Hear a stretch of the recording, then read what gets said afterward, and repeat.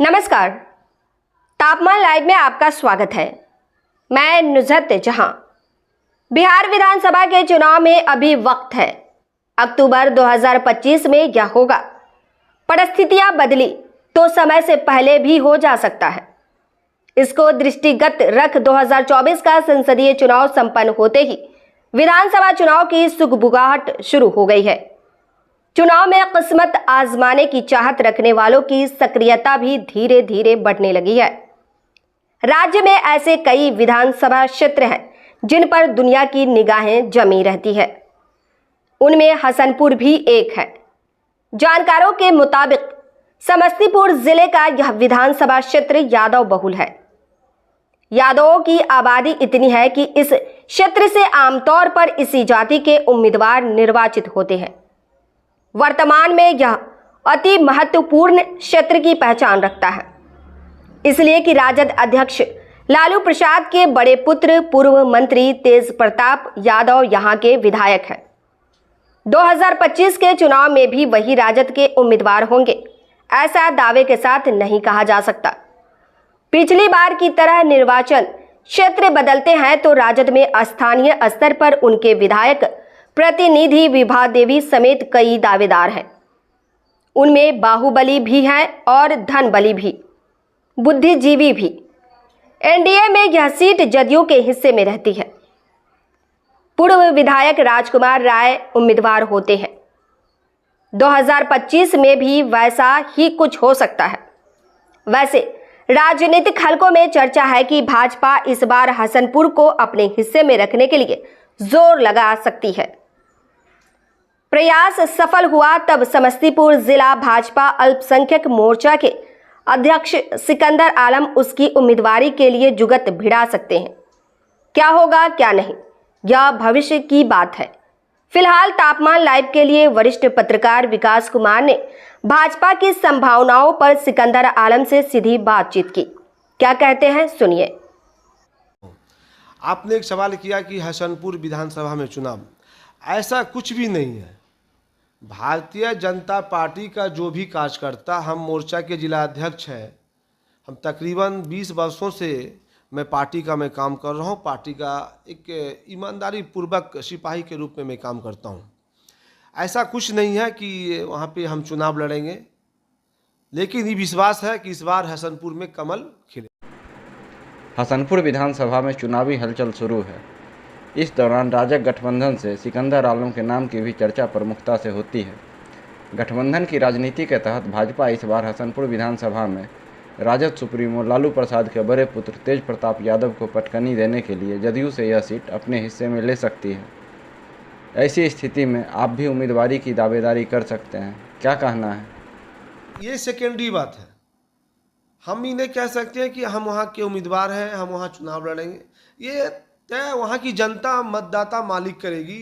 Party के आला कमान, जो हम लोग के शीर्ष नेता हैं, मान्यवर गृह राज्य मंत्री भारत सरकार नित्यानंद राय जी करेंगे, डॉक्टर राजभूषण जी करेंगे। जो बैठे हुए हैं आला कमान प्रदेश में, देश में, उनका ये काम है, ये काम मेरा नहीं।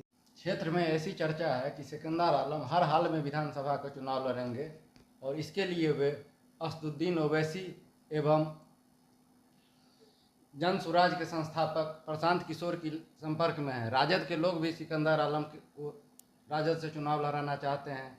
इसके लिए सेटिंग गेटिंग की जा रही है। क्या कहना है? ऐसा कदम अफवाह है, ऐसा कोई बात नहीं है। मैं भारतीय जनता पार्टी का सिपाही हूँ, सच्चा, और मैं रहूँगा।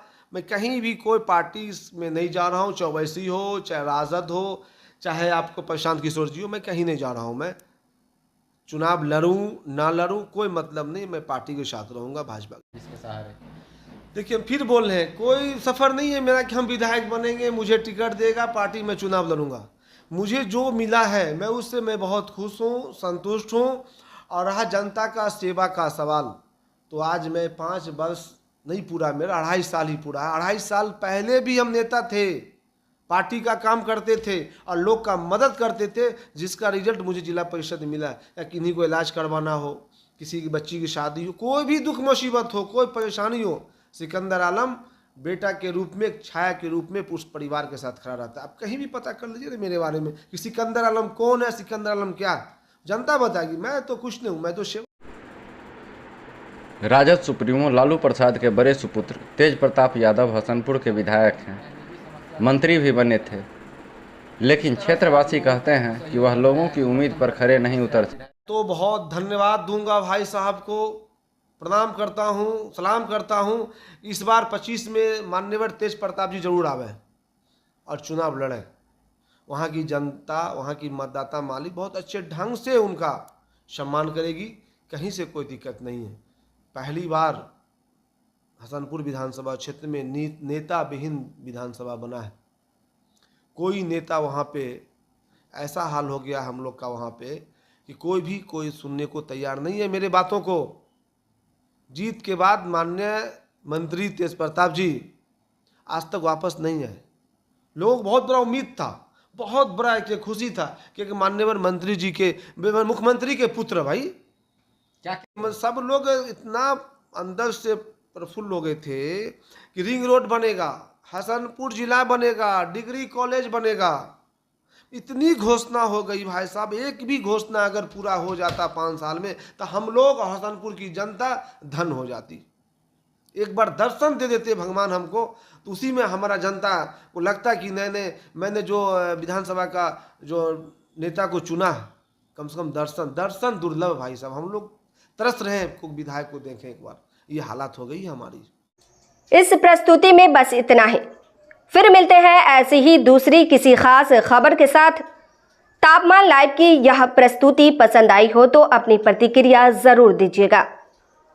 तापमान लाइव चैनल को देखिए, शेयर कीजिए, लाइक कीजिए और सब्सक्राइब अवश्य कीजिए।